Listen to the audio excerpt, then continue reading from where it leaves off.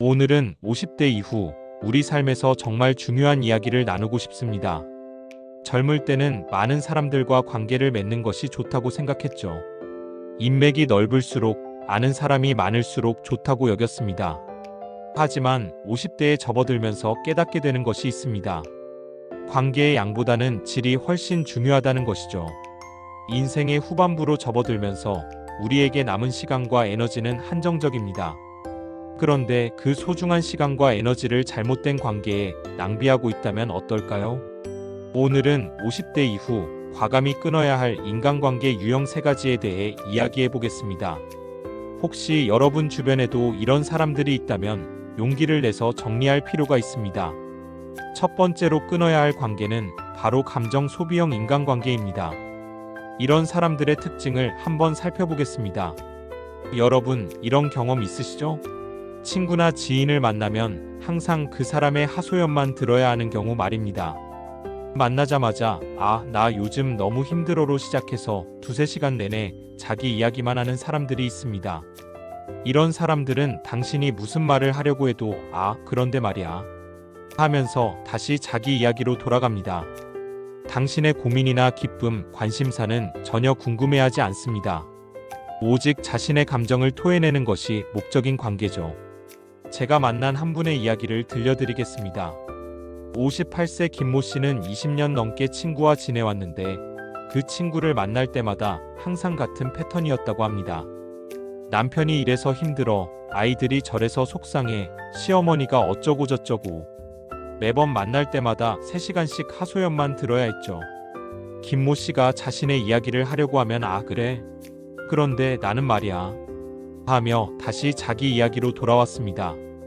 김모 씨는 그 친구를 만나고 나면 항상 기분이 우울해지고 에너지가 바닥났다고 했습니다. 마치 감정 쓰레기통 역할을 하는 것 같다고 표현했죠. 이런 관계가 우리에게 미치는 영향을 생각해 보세요. 첫째, 정신적 피로감이 극심합니다. 상대방의 부정적 감정을 계속 흡수하다 보면 우리 자신도 모르게 우울해지고 기운이 빠집니다. 둘째, 내 이야기를 할 기회를 잃게 됩니다. 인간관계에서 가장 중요한 것은 상호소통인데 일방적인 관계는 결국 외로움을 느끼게 만듭니다. 셋째, 시간과 에너지의 낭비입니다. 50대 이후 우리에게는 정말 소중한 시간들인데 그 시간을 오로지 남의 하소연 듣기에만 쓰게 되는 거죠. 건강한 관계는 서로의 이야기를 들어주고 공감해주며 때로는 조언도 해주는 상호작용이 있습니다. 내가 힘들 때 위로받고 기쁠 때 함께 기뻐해주는 관계입니다. 반면 감정 소비형 관계는 완전히 일방적입니다. 상대방은 나를 감정 배출구로만 생각하고 내 감정이나 상황에는 전혀 관심이 없습니다. 그렇다면 이런 관계를 어떻게 정리해야 할까요? 1. 경계 설정하기. 처음에는 오늘은 시간이 부족해서 짧게 만나자라고 미리 말하세요. 시간을 제한하는 것부터 시작하는 겁니다. 2. 대화 주제 바꾸기. 상대방이 하소연을 시작하면 그런데 요즘 뭐 재미있는 일 없어? 새로운 취미 같은 거 시작했어? 하며 긍정적인 주제로 유도해 보세요. 3. 솔직한 대화하기. 정말 가까운 사이라면 솔직하게 이야기해 보세요. 나도 요즘 힘든 일이 있는데 내 이야기도 들어줄 수 있을까? 4. 만남 횟수 줄이기. 매주 만나던 것을 격주로 한 달에 한 번으로 점차 줄여나가세요. 5. 완전한 관계 정리하기. 위의 방법들을 시도해봐도 변화가 없다면 과감히 관계를 정리하세요.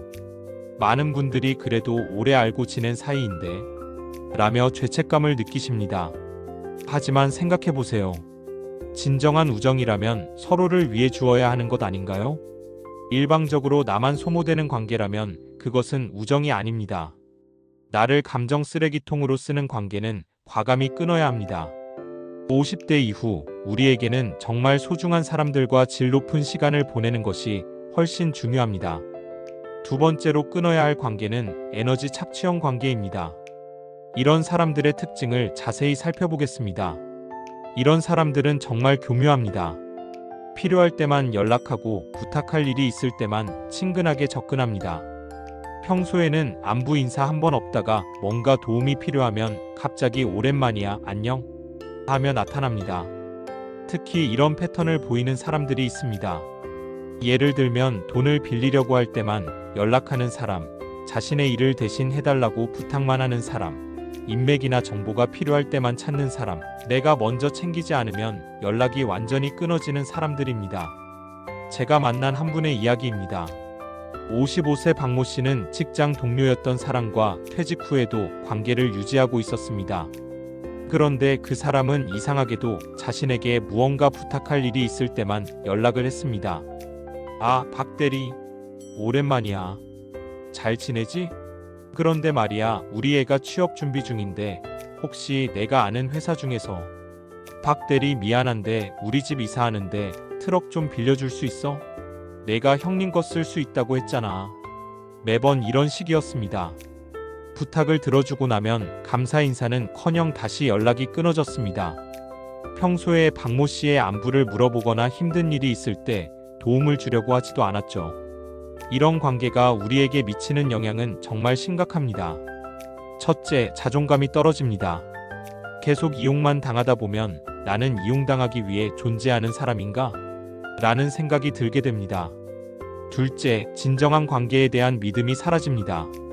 사람들이 나에게 친절하게 대할 때도 또 뭔가 부탁하려고 하는 건 아닐까? 라는 의심이 생깁니다. 셋째, 에너지 소모가 극심합니다.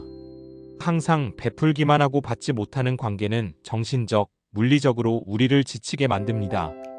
건강한 관계에서는 상호 존중이 기본입니다. 서로 도움을 주고받되 그것이 의무가 아니라 자발적인 선택이어야 합니다.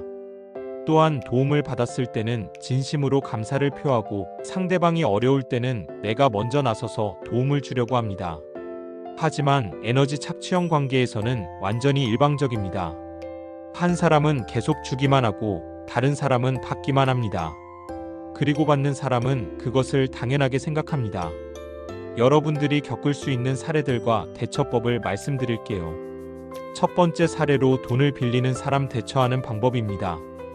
야, 미안한데 급한 일이 생겨서 100만 원만 빌려줄 수 있어? 다음 달에 꼭 갚을게. 이런 사람들은 절대 돈을 갚지 않습니다. 그리고 한번 빌려주면 계속 또 빌리려고 합니다.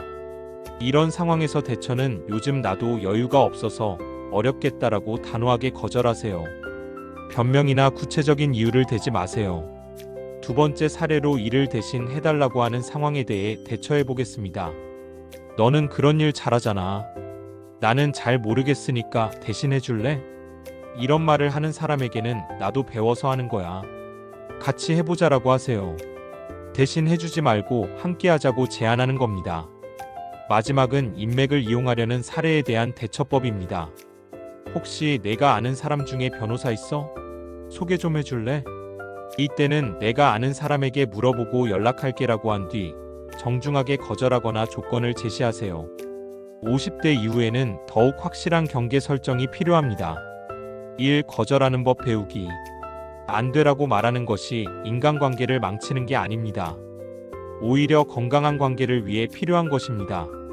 2. 조건부 도움 표시하기.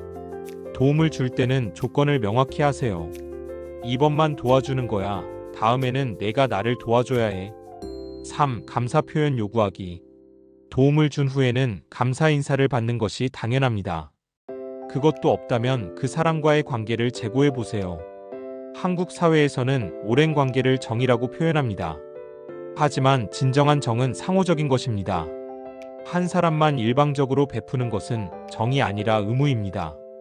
정은 서로에 대한 따뜻한 마음과 배려에서 나오는 것이지 한 사람의 희생 위에서 성립되는 것이 아닙니다. 게다가 이런 관계를 정리하는 것은 쉽지 않습니다. 하지만 다음과 같은 단계를 거쳐보세요. 1. 점진적 거리 두기. 갑자기 연락을 끊지 말고 점차적으로 거리를 두세요. 2. 요청 거절하기. 부탁을 받았을 때 요즘 너무 바빠서 어렵겠다고 거절해보세요. 3. 상호성 테스트 해보기. 내가 먼저 도움을 요청해보세요. 거절하거나 무시한다면 그것이 답입니다. 4. 직접적 대화하기. 정말 중요한 관계라면 솔직하게 이야기해보세요. 우리 관계가 너무 일방적인 것 같아. 5. 완전한 관계 정리하기. 위의 방법으로도 변화가 없다면 과감히 관계를 정리하세요. 세 번째로 끊어야 할 관계는 부정 에너지 전염형 사람들입니다. 이런 사람들의 위험성을 제대로 인식하고 대처하는 것이 중요합니다. 이런 사람들은 정말 독특한 특징이 있습니다.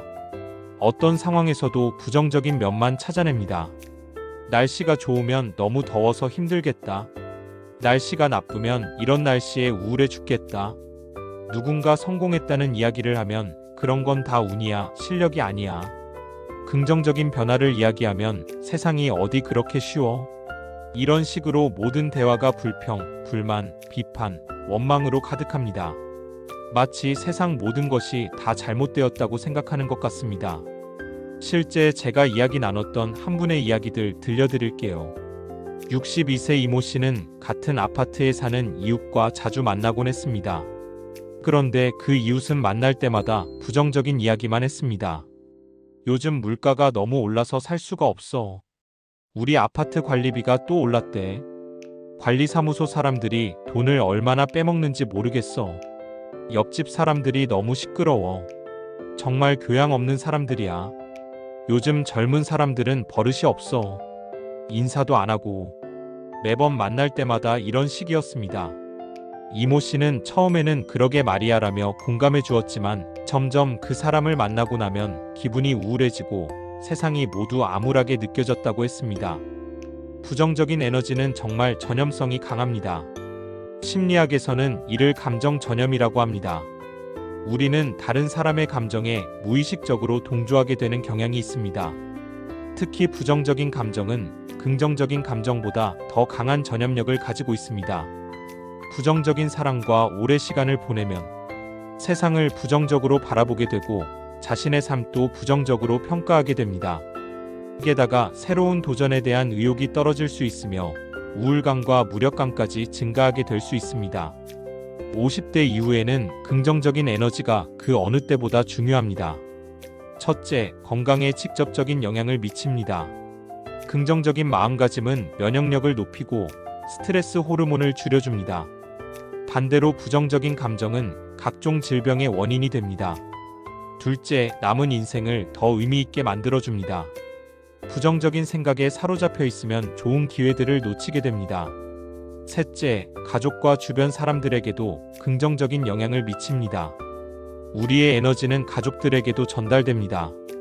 부정적인 사람들과 오래 있으면 다음과 같은 악순환에 빠지게 됩니다. 1. 부정적인 이야기를 계속 듣게 됩니다.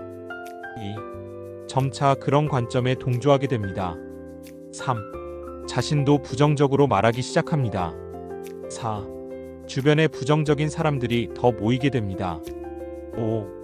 긍정적인 사람들은 점점 멀어집니다. 부정에너지를 전파하는 사람들을 대하는 구체적인 대처 방법에 대해 말씀드릴게요. 1. 대화 주제 전환하기. 부정적인 이야기가 시작되면 즉시 다른 주제로 전환하세요.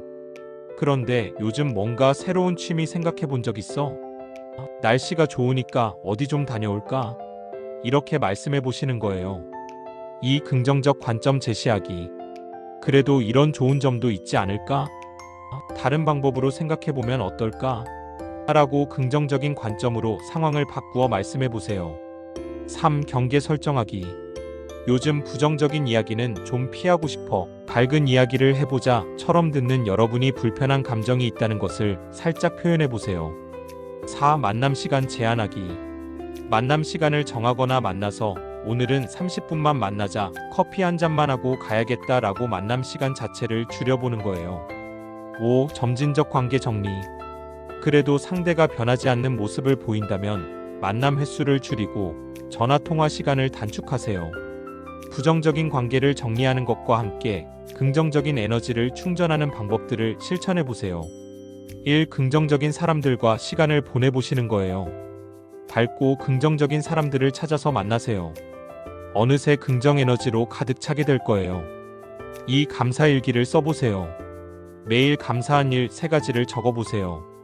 부정적인 일보다 오늘 하루 긍정적인 일들이 더욱 많았던 것을 깨달으며 부정 에너지가 사라질 거예요. 3. 긍정적인 콘텐츠 소비해보세요. 책, 영화, 유튜브 등에서 긍정적인 내용을 선택해서 자연적인 기분 환기를 시키세요. 4. 새로운 도전을 해보세요. 새로운 취미나 활동으로 나에 대한 집중이 더욱 커져 긍정적인 에너지가 쌓일 거예요. 5. 자연과 함께 해보시는 거예요. 산책, 등산, 정원 가꾸기 등으로 일상의 소소한 행복까지 다시 느껴보실 수 있을 거예요. 부정적인 사람들과의 관계를 정리하는 것은 쉽지 않습니다. 특히 오랜 시간 함께했던 사람이라면 더욱 어렵죠. 하지만 내 인생의 질을 위해서는 반드시 필요한 선택입니다. 중년 이후의 삶은 긍정의 기운이 무엇보다 중요합니다. 부정적인 에너지에 휘둘리지 말고 밝고 긍정적인 사람들과 함께 남은 인생을 아름답게 만들어 가세요. 지금까지 50대 이후 끊어야 할 인간관계 유형 3가지에 대해 이야기했습니다. 감정 소비형, 에너지 착취형, 부정 에너지 전염형. 이 3가지 유형의 사람들은 우리의 소중한 시간과 에너지를 빼앗아갑니다. 관계를 정리할 때는 다음과 같은 원칙을 기억하세요. 1. 점진적으로 진행하기. 갑작스럽게 관계를 끊지 말고 천천히 거리를 두세요. 2. 죄책감 버리기. 나쁜 관계를 정리하는 것은 나와 상대방 모두를 위한 일입니다. 3. 새로운 관계 만들기. 나쁜 관계를 정리하면서 동시에 좋은 관계를 만들어 나가세요. 4. 자기 성찰하기. 나 자신도 혹시 다른 사람에게 부담을 주고 있지는 않은지 돌아보세요. 좋은 관계는 다음과 같은 특징을 가집니다. 서로의 이야기를 들어주고 공감해줍니다. 상호 존중하고 배려합니다. 함께 있으면 에너지가 충전됩니다. 서로의 성장을 응원하고 지지합니다. 긍정적인 에너지를 주고받습니다. 오늘부터 이렇게 실천해보세요. 먼저 내 주변 사람들을 점검해보는 거예요. 위의 3가지 유형에 해당하는 사람이 있는지 확인해보세요. 그 다음 우선순위를 정하세요. 가장 문제가 되는 관계부터 차례대로 정리해보시는 거예요. 어느 정도 정리를 하고 나면 대안관계를 찾아보세요. 좋은 관계들을 더 많이 만들어 나가시고 더 좋은 분들을 곁에 두시게 될 수 있을 거예요. 마지막으로 자기 관리도 잊지 마세요. 나 자신이 긍정적인 에너지를 유지할 수 있도록 노력하세요. 여러분, 50대 이후의 삶은 정말 소중합니다. 이 시기에 어떤 사람들과 시간을 보내느냐에 따라 인생의 질이 완전히 달라집니다. 용기를 내서 나쁜 관계는 정리하고 좋은 관계는 더욱 소중히 갖고 나가시기 바랍니다. 그렇게 할 때 비로소 진정한 의미의 청춘을 다시 만날 수 있을 것입니다. 오늘 영상이 도움이 되셨다면 구독과 좋아요 부탁드립니다. 그리고 여러분의 경험이나 궁금한 점이 있으시면 댓글로 남겨주세요. 다음 시간에도 50대 이후 더 나은 삶을 위한 유용한 정보로 찾아뵙겠습니다. 감사합니다.